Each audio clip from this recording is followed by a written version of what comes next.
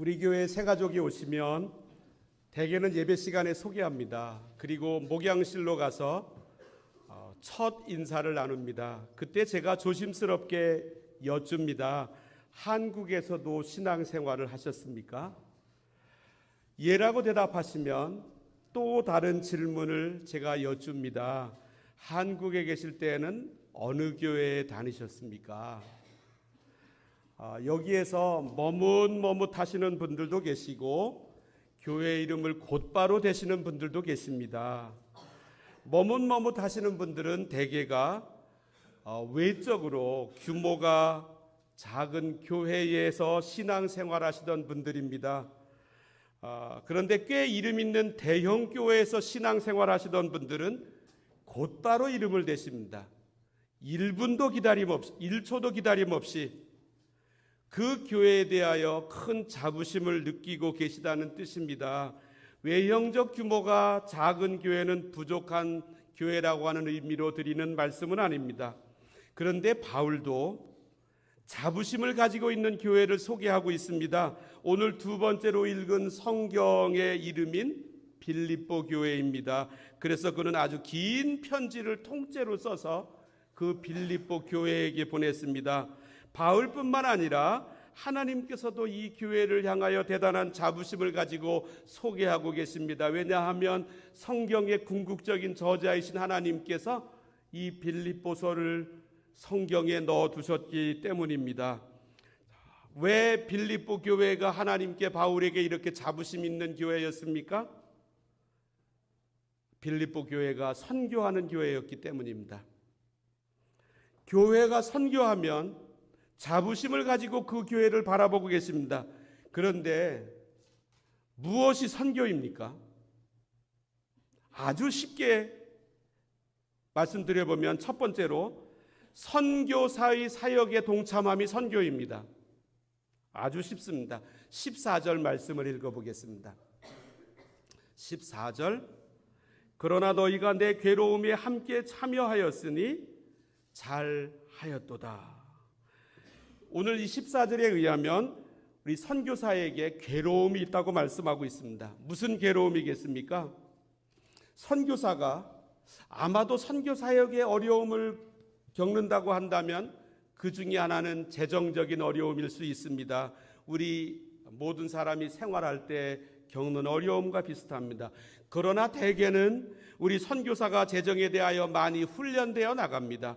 바울은 빌립보 교회에 자기의 재정관에 대하여, 물질관에 대하여 이렇게 말씀합니다. 11절부터 읽어보면 내가 궁핍함으로 말하는 것이 아니니라.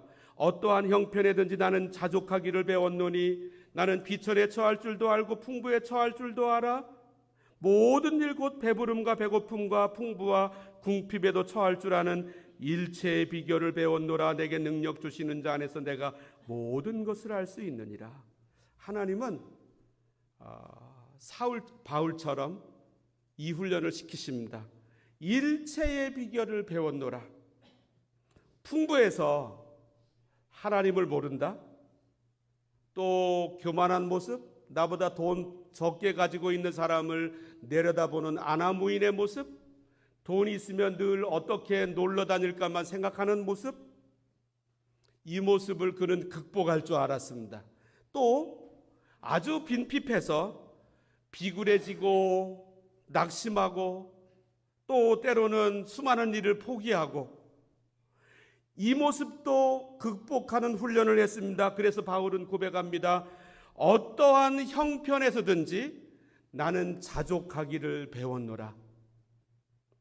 그래서 결론적으로 13절에서 내게 능력 주시는 자 안에서 내가 모든 것을, 여기에 모든 것은 경제적인 상황이 풍부에 처할 줄도 알고 아주 궁핍에 처할 줄도 알고 늘 감사하게 생활할 수 있는 이 모습을 할 수 있다라고 하는 뜻입니다. 자, 그런데 선교사들에게는 선교사로서의 바울에게는 재정적인 모습보다 더 어려운 점이 있었습니다. 이 선교사는 괴로움이 있습니다. 다른 지역에 가면 온도가 맞지 않습니다. 물도 맞지 않습니다. 공기도 그렇습니다. 풍토병이 힘들게 합니다. 육체적인 어려움이 생기기도 합니다. 낙후된 시설 때문에 불편한 점이 한두 가지가 아닙니다. 타문화의 어려움도 있습니다. 내 나라 음식을 먹기도 힘들고, 내 나라 말을 누구하고 만나서 실컷 해보기도 어렵습니다. 그런데 바울이 말하는 괴로움은 이것과는 완전히 다른 내용입니다. 이것이 무엇인지 이어지는 15절에서 한 단어를 통하여 말씀하고 있습니다. 15절을 읽어보면, 빌립보 사람들아, 너희도 알거니와 복음의 시초에 내가 마게도냐를 떠날 때에 주고받는 데 일에 참여한 교회가 너희 외에 아무도 없었느니라. 주고받는 일에 참여한 교회를 말씀합니다. 선교사가 받는 가장 큰 고통은 고립입니다. 고립.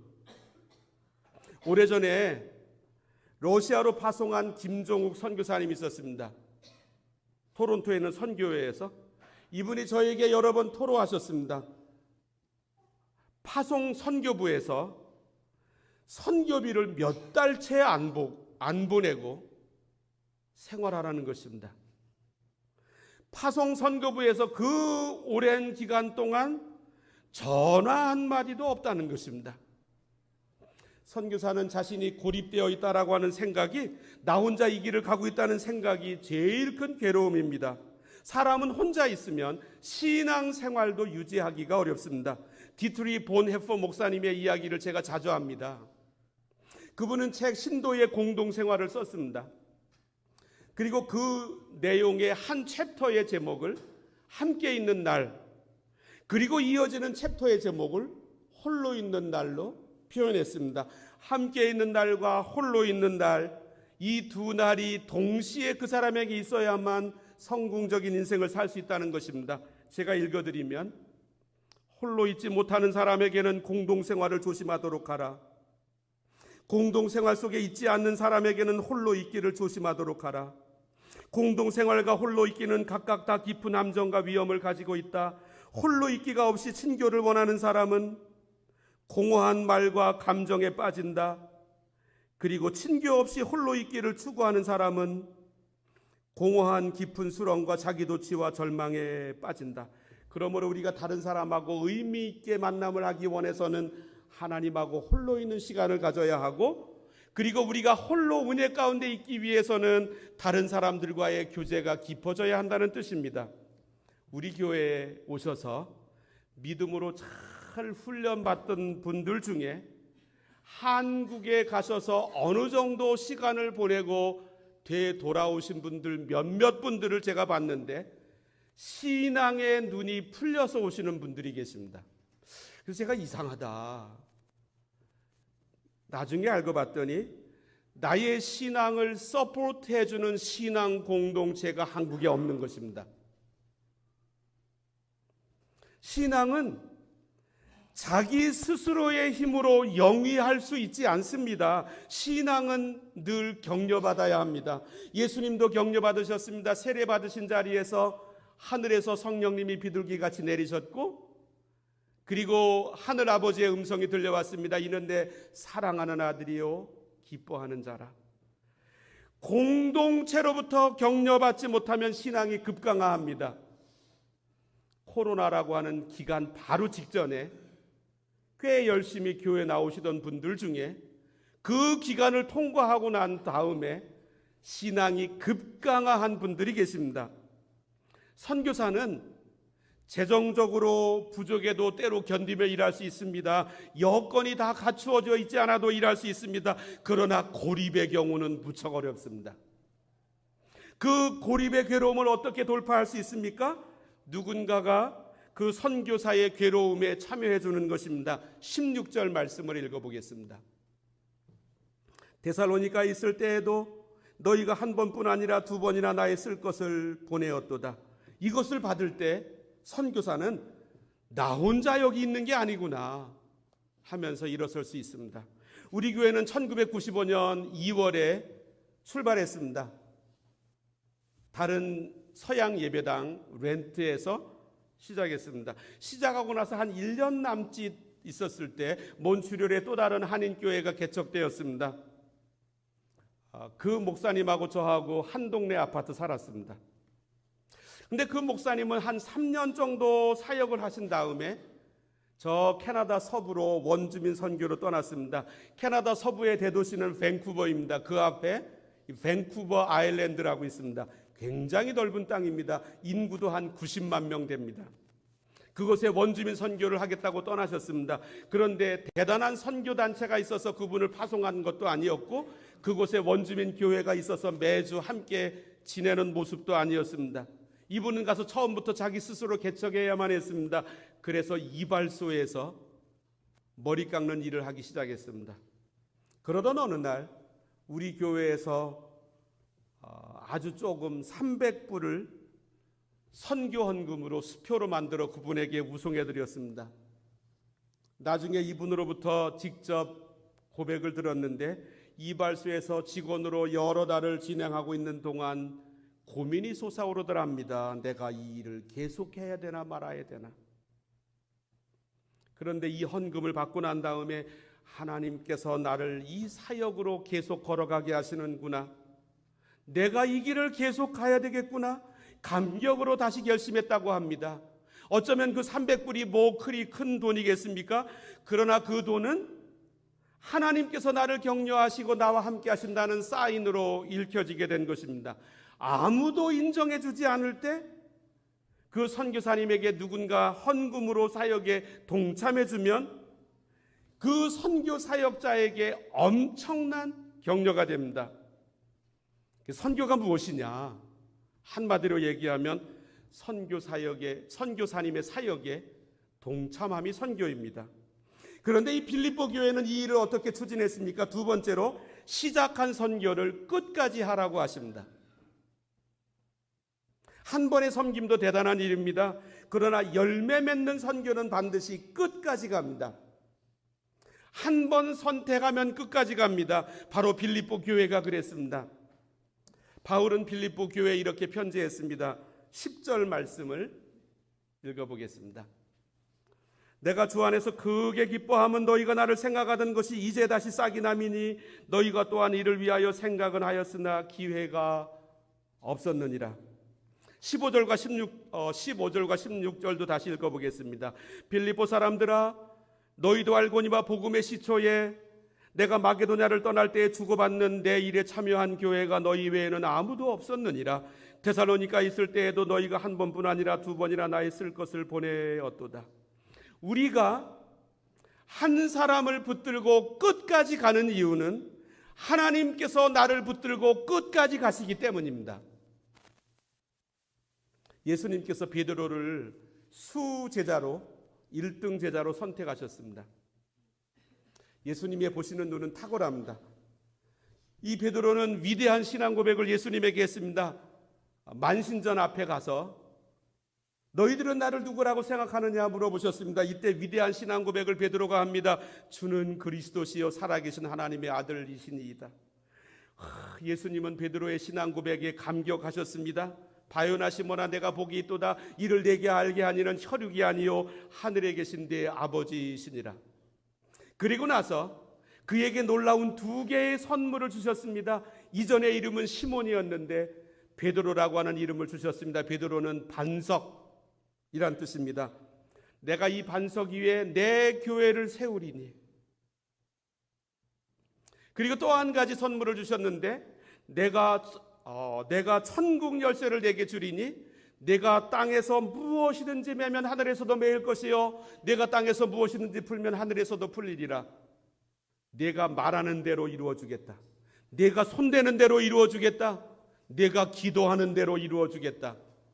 뭐 대단한 집도 열쇠 있으면 다 들어가지 않습니까? 그런데 이 베드로가 놀라운 신앙 고백과 예수님의 칭찬 직후에 완전히 바뀌었습니다. 예수님께서 이렇게 그 자리에서 말씀하셨습니다. 자기가 예루살렘에 올라가 장로들과 대제사장들과 서기관들에게 많은 고난을 받고 죽임을 당하고 제3일에 살아나야 할 것을 제자들에게 비로소 나타내시니. 베드로가 예수님을 붙들고 항변하며 이르되 주여 그리 마옵소서, 이 일이 결코 주께 미치지 아니하리이다. 예수님께서 사단아 내 뒤로 물러가라, 너는 나를 넘어지게 하는 자로다. 네가 하나님의 일은 생각하지 아니하고 도리어 사람의 일을 생각하는도다. 놀라운 신앙 고백하던 사람이 갑자기 예수님에게 사탄이라고 하는 말을 듣는 존재로 변했습니다. 혹시 제가 농담이라도 여기 계신 어떤 한 분에게 사탄이라고 하는 말씀을 한마디 하면 아마 이 자리에 안 계실 겁니다. 그런데 이 베드로가 이렇게 되었습니다. 이 이후에 십자가 전날 밤 예수님께서 이렇게 말씀하셨습니다. 오늘 밤에 너희가 다 나를 버리리라. 기록된 바 내가 목자를 치리니 양의 떼가 흩어지리라 하였느니라. 그때 베드로가 대답했습니다. 모두 주를 버릴지라도 나는 결코 버리지 않겠나이다. 이렇게 장담한 베드로에게 예수님은 내가 진실로 내게 이르노니 오늘 밤 닭 울기 전에 네가 3번 나를 부인하리라. 베드로는 또 장담합니다. 내가 주와 함께 죽을지언정 주를 부인하지 않겠나이다. 그런데 곧 제자들은 다 도망갔습니다. 베드로는 양심이 있어서 예수님 잡혀간 대제사장 집 멀리에서 숨어 이 모습을 지켜보고 있었습니다. 그리고 나서 잘 아시듯이 3번이나 예수님을 부인했습니다. 이 정도면 예수님은 베드로를 내려놓으실 만합니다. 그런데 예수님은 부활하신 후에 갈릴리로 베드로를 만나러 가십니다. 그에게 음식을 차려주십니다. 밤새도록 물고기 잡는 일에 피곤한 제자들에게 아침상을 차려주십니다. 그리고 이렇게 말씀하십니다. 내 양을 먹이라. 예수님은 베드로를 포기하지 않으셨습니다. 다시 그를 세워주셨습니다. 그에게 예수님의 양을 맡겨주셨습니다. 내 양을 먹이라 치라 먹이라. 예수님은 베드로에게 무엇을 잘못했느니 한마디도 하지 않으셨습니다. 바울은 오늘 본문보다 일찍이 빌립보서 1장에서 이렇게 말씀합니다. 너희가 첫날부터 이제까지 복음을 위한 일에 참여하고 있기 때문이라. 너희 안에서 착한 일을 시작하신 이가 그리스도 예수의 날까지 이루실 줄을 우리는 확신하노라. 하나님께서 내 안에서 믿음을 시작하셨습니다. 내가 예수 믿은 이 놀라운 사실은 나로부터 시작한 일은 아닙니다. 하나님께서 내 안에서 나의 신앙을 시작하셨습니다. 그리고 예수님이 재림하실 때까지 나의 신앙을 이루실 것입니다. 왜냐하면 그분이 시작하셨기 때문에.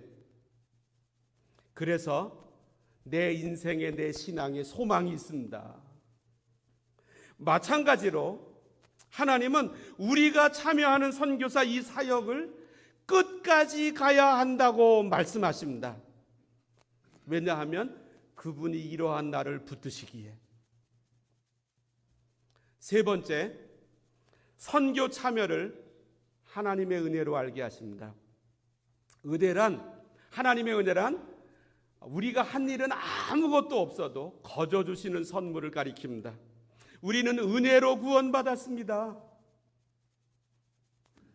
은혜로 여기까지 살아왔습니다. 그래서 우리가 기도할 때도 도덕, 윤리적, 율법적 회개를 할 것이 아니라 하나님의 은혜를 신뢰하지 못한 모습을 회개해야 합니다. 뿐만 아니라 선교 사역에 참여하는 기회도 하나님께서 내려주시는 은혜입니다. 앞선 편지 조금 아까 읽어드렸는데 거기에서 1장 7절에서 이렇게 말씀합니다. 내가 너희 무리를 위하여 이와 같이 생각하는 것이 마땅하니 이는 너희가 내 마음에 있음이며 나의 매임과 복음을 변명함과 확정함에 너희가 다 나와 함께 은혜에 참여한 자가 됨이라. 선교 참여를 하나님의 놀라운 선물 은혜라고 말씀합니다. 왜요? 오늘 말씀 18절을 읽어보겠습니다. 내게는 모든 것이 있고 또 풍부한지라 에바브로디도 편에 너희가 준 것을 받음으로 내가 풍족하니 이는 받으실 만한 향기로운 제물이요 하나님을 기쁘시게 한 것이라. 이 빌립보 교회의 선교비는 하나님 편에서 보면 빌립보 교회가 바울과 함께 선교 사역에 참여한 자로 똑같이 보시기 때문입니다. 그리고 바울이 선교 사역으로 헌신한 그 상급을 빌립보 교회에도 똑같이 주시기 때문입니다. 그래서 선교 사역에 참여함이 하나님의 은혜입니다. 이 사실을 17절과 19절에서 말씀합니다. 내가 선물을 구함이 아니요 오직 너희에게 유익하도록 풍성한 열매를 구함이라. 선교 사역이 오히려 우리에게 주시는 하나님의 놀라운 선물이라고 하는 것입니다. 19절 말씀도 나의 하나님이 그리스도 예수 안에서 영광 가운데 그 풍성한 대로 너희 모든 쓸 것을 채우시리라. 이스라엘에 3년 6개월 동안 기근이 있었습니다. 하나님은 엘리야 선지자를 사르밧 과부에게 보내셨습니다. 사르밧 과부로 하여금 엘리야를 공급하게 하십니다. 부자는 망해도 3년 먹을 것이 있다고 하는데 3년 6개월 동안 부잣집이 왜 없었겠습니까? 하나님은 참으로 이해하지 못하도록 일하십니다. 엘리야를 먹이시려고 부잣집으로 보낸 게 아니라 참으로 구제받을 대상인 과부의 집으로 보내십니다. 그런데 이것이 하나님의 방법입니다. 하나님은 일을 맡기실 때 형편이 어려운 사람에게 맡기십니다. 이유는 그에게 놀라운 공급을 하시려고. 엘리야가 찾아가서 내 손에 떡 한 조각을, 네 손에 떡 한 조각을 내 손에 가져오라. 그러자 이 여인이 자기 형편을 이렇게 말합니다. 여호와께서 살아계심을 두고 맹세하노니 나는 떡이 없고 다만 통에 가루 한 움큼과 병에 기름 조금뿐이라. 내가 나뭇가지 둘을 주워다가 나와 내 아들을 위하여 음식을 만들어 먹고 그 후에는 죽으리라. 실제로 마지막 재산입니다. 그런데 엘리야는 담대하게 말합니다. 두려워하지 말고 가서 네 말대로 하려니와 먼저 그곳으로 나를 위하여 작은 떡 한 개를 만들어 내게로 가져오고 그 후에 너와 네 아들을 위하여 만들라. 이스라엘의 하나님 여호와의 말씀이 나 여호와가 비를 지면에 내리는 날까지 그 통에 가루가 떨어지지 아니하고 그 병에 기름이 없어지지 아니하리라 하셨느니라. 지금 기로에 섰습니다. 엘리야의 말을 믿고 남은 기름병에 기름 한 방울과 밀가루 한 움큼을 가지고 떡을 만들어 엘리야에게 먼저 갖다 주든지 아니면 그의 말을 무시하든지. 더군다나 사르밧 여인은 과부였습니다. 과부는 드리기 어렵습니다. 외로운 사람, 의지할 것이 없는 사람은 오로지 자기가 붙들고 있는 이 하나의 모든 걸 걸고 있기 때문입니다. 그런데 이 사르밧 과부는 드렸습니다. 마지막 남은 것을. 그랬더니 두 가지의 놀라운 복이 나타났습니다. 그가 가서 엘리야의 말대로 하였더니 그와 엘리야와 그의 식구가 여러 날 먹었으나 여호와께서 엘리야를 통하여 하신 말씀같이 통에 가루가 떨어지지 아니하고 병에 기름이 없어지지 아니하니라. 놀라운 체험입니다. 3년 6개월 동안 남들은 기근으로 고생하는데 밀가루통에 밀가루와 기름병에 기름이 마르지 않았습니다. 뿐만 아니라 갑자기 그의 아들이 죽게 되었는데 모시고 있던 그 엘리야가 이 아들을 살려내었습니다. 우리 하나님은 우리들에게 선교하라고 하는 은혜를 주십니다. 왜냐하면 풍성한 대로 우리의 모든 것을 채우시기 위해서입니다. 그래서 선교 사역에 참여함이 하나님의 놀라운 은혜입니다.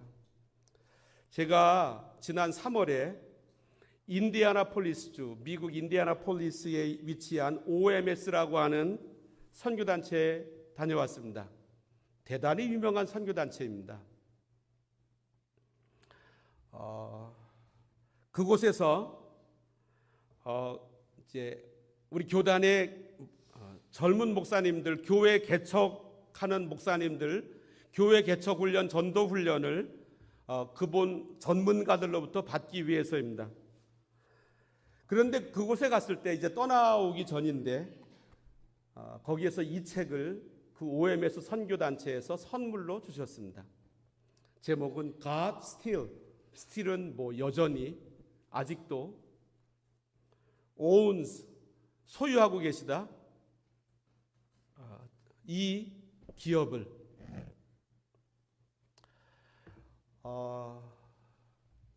미국의 US 플라스틱 코퍼레이션이라고 하는 기업의 회장이 자기의 간증을 써놓은 책입니다. 아마 웹사이트에 들어가서 US 플라스틱 코퍼레이션 한번 쳐보시기 바랍니다. 이 기업을 세운 분은 스탠리 템입니다. 이분은 한국의 수많은 교회를 세웠습니다. 한국의 수많은 신학생들에게 학비를 대줬습니다.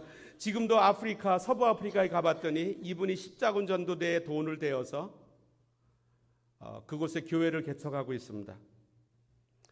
저 유명한 켄터키주에 있는 에즈베리 신학교의 설립과 운영을 위해서 아주 큰 돈을 지금까지 공급하고 있습니다. 뿐만 아니라 OMS라고 하는 대단한 선교단체 1년의 예산이 8천만 불입니다. 그곳에 든든한 후원자이기도 합니다. 이 스탠리 템이라고 하는 분이 플라스틱 회사를 인수했습니다. 그러나 너무 힘들었습니다. 회사의 문을 닫을 수밖에 없었습니다. 부도가 났습니다. 어느 날 새벽에 교회를 찾아갔습니다. 하나님 앞에 간절히 매달렸습니다. 그런데 한 장면이 떠올랐는데 베드로가 물에 빠져서 허우적거리는 모습이었습니다. 생각해보니 그의 모습이 바로 내 모습과 같았습니다. 자기의 처지를 생각하며 한없이 울었습니다. 그러면서 하나님 앞에 뜨거운 마음으로 기도했습니다. 그러자 또 한 가지 장면이 생각 속에 나타났는데 예수님께서 그의 손을 붙들고 물속에서 꺼내어 물 위로 걷는 장면이었습니다. 그는 뜨거운 눈물을 흘리며 이렇게 기도했습니다. 우리 예수님께서 내 손을 붙잡아 주시면 저는 얼마든지 다시 일어날 수 있습니다. 그리고 그때부터 약속했습니다. 이제부터 제 기업의 주인은 우리 하나님이십니다. 하나님 명령만 내리십시오. 그리고 그는 변호사에게 갔습니다. 자기 기업의 주식 51%를 하나님의 이름으로 공증했습니다. 51%. 그런데 그 이후로 이 기업이 놀라운 발전을 이루었습니다. 그리고 이제 몇 년이 지나고 난 뒤에 미국의 세무소에서 매년 나와서 이 회사를 털기 시작했습니다. 알고 봤더니 시기하는 경쟁사들이 탈세를 했기 때문에 이렇게 이 회사가 컸다고 매년 밀고를 했지만 정부에서 나와서 자세하게 조사를 했어도 아무런 허점을 잡을 수가 없었습니다. 그 회사의 입구에는 United States Plastic Corporation, 그리스도가 해답이시다라고 하는 글귀가 크게 쓰여져 있습니다. 이 회사의 설립자의 간증입니다. 이 책이 한국말로 번역이 됐습니다. God owns my business. 하나님이 내 기업을 소유하시다. 그런데 이제 그분은 다음 세대에게 물려주셨는데 다음 세대 회장 케빈 캠튼이라고 하는 분이 God still, 하나님은 지금도 이 기업을 소유하고 계시다. 하나님은 오늘 우리들에게도 빌립보 교회의 뒤를 이어 우리 교회도 이 은혜를 받고 나누는 교회로 서라고 부르십니다. 기도하십니다. 하나님 아버지,